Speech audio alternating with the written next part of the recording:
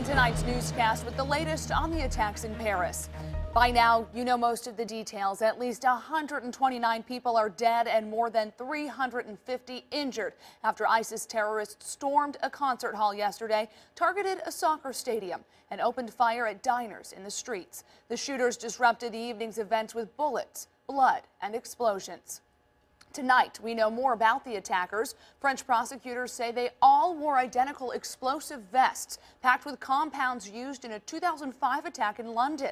According to the U.S. National Counterterrorism Center, the compound, called TATP, can be very unstable and sensitive to heat, shock, and friction. In the meantime, France is keeping tabs on who enters and exits the country. Today, it boosted security along its Italian and German borders. Also today, France's prime minister vowed to destroy all parties involved with Friday's rampage. The shockwaves of the attack in Paris are being felt worldwide. Just check your Facebook, Instagram, or Twitter accounts. Hampton Roads is no different. Earlier tonight, people gathered at the Peninsula Town Center in Hampton to offer their condolences to families who lost loved ones and strength to those still fighting to stay alive. 10 on your side's Brandi Cummings continues our team coverage. Deanna, for some of the hundreds gathered in Hampton, this night was about marking the beginning of the holiday season. But for people from France now living in Hampton Roads, the night was a time to pause and reflect on the tragedy in their homeland.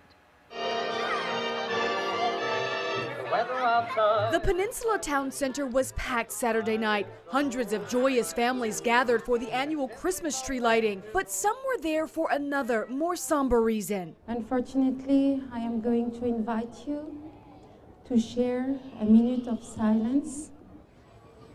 For a few seconds, the crowd paused to remember and reflect on the tragedy in Paris. It means that we are not alone. The impact of the Paris attacks extends beyond its borders. I just logged on the French news and started crying, basically. Laura Hahn moved to the U.S. 2 years ago. The news of what happened at home is hard to accept. It's just devastating.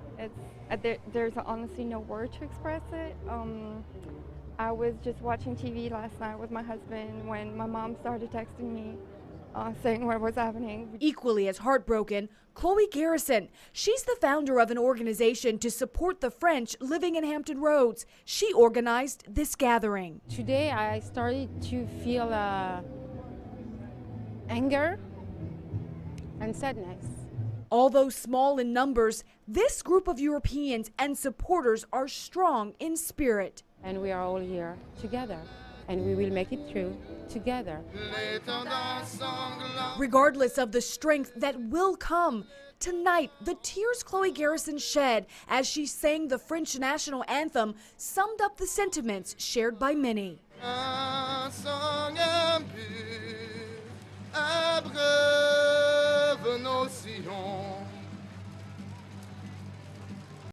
We expect there to be many more remembrance events at Hampton Roads in the coming days. We've already learned of a candlelight vigil planned at ODU Monday night. I'm Brandi Cummings, 10 on your side.